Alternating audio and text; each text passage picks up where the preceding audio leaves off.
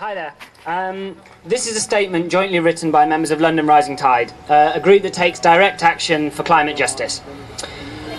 This day of action is undoubtedly the best supported and most international day of action on climate ever planned, which is an amazing achievement. Today is a day to tell the world that we've had enough of being told that the end could be nigh by scientists, only to see our leaders jam their foot on the accelerator of a car already hurtling towards the cliff edge, whilst they shout, "Trust me, I have your best interests at heart." And whilst today is a great achievement, maybe we should ask ourselves some difficult questions, re-examine our arguments and our tactics.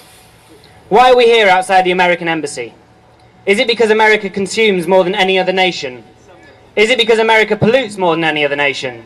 If this is why we're here, it shows our hypocrisy.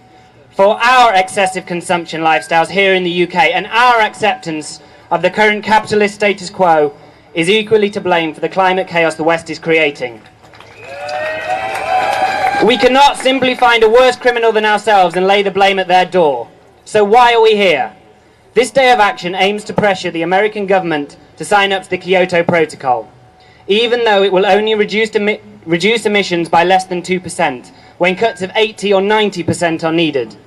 We know emissions are per capita now greater than they were at the start of the Kyoto process.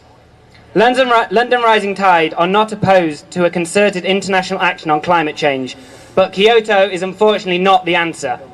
In fact, it's nothing more than a distraction, a business deal disguised as an environmental treaty. It's creating a false beacon of hope for concerned citizens, as well as being a payday for carbon traders and their like. And there are social movements and indigenous people in the global south who are saying this, not just small but noisy groups based in the West. Business is and will continue as usual if we ask governments to sort this out. We stand here today because we still haven't accepted that national governments and their international treaties are not going to find a way out of the fossil fuel madness we find ourselves in. In Tony Blair's own words, no country is going to cut its growth or consumption substantially in the light of a long-term problem.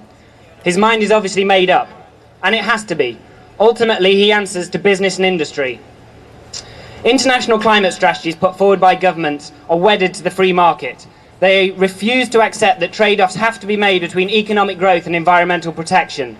For example, the carbon trading schemes that lie at the heart of the Kyoto Protocol will make some people very rich, while turning the atmosphere into a giant commodity, to be bought and sold like barrels of oil by Western traders, governments, corporations, further deepening the world's already gaping imbalances of power and in no way reducing emissions. So why are we here?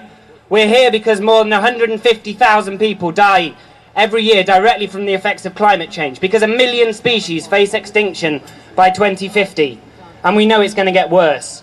Thousands of us are here today because we care, because we're angry, because we will continue being angry with little effect unless we realise that it's up to us, not governments, to bring about change. Let's reclaim the power to control our own lives and the planet's future from the puppet governments which time and again sell out to the interests of the largest corporations. If we are to solve this problem, let's start creating our own solutions in our own communities to return to, talk with and organise in. And of course, we must also tackle the system head on. Our capital city is a global hub for the oil industry, which gives us an extraordinary opportunity as well as a responsibility to take creative direct action to get in the way of its murderous progress. In April 2003, as the invasion of Iraq was getting underway, London Rising Tide was part of an occupation of the International Petroleum Exchange, where any tremor in the supply of oil worldwide means an immediate jackpot for its owners, including BP and Shell. By closing down the London trading floor, we were not only disrupting the day's business, but also sent an urgent message to the world's financial markets. Your environmentally suicidal and socially unjust strategies will no longer be tolerated. Let's come together in August 2006 to build what has been christened as the Camp for Climate Action, which aims to fuse low-emission living with positive direct action on the root causes of climate change. Around the world, people are fighting for climate justice and to dismantle the oil industry before it dismantles them. We must fight also. Fight with our anger, our creativity and our compassion. We can not only march from A to B and expect people, including governments, to listen. Governments only begin to get nervous when people have an effect on business as usual. One sec. Today has been great, but next time, how about marching along the route of the proposed runway at Heathrow? or even down the M25. If we are to have any hope of building a powerful movement for change, we must show that we do hold power.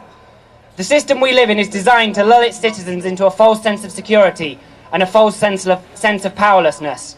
Throughout history, civil disobedience has been used again and again to triumph over injustice. This situation is unjust and it's time to fight. Let's deepen our analysis, broaden our tactics, and by doing this we can begin to dismantle the catastrophic soul-destroying system and begin to build a just and fossil fuel-free future. Thank you.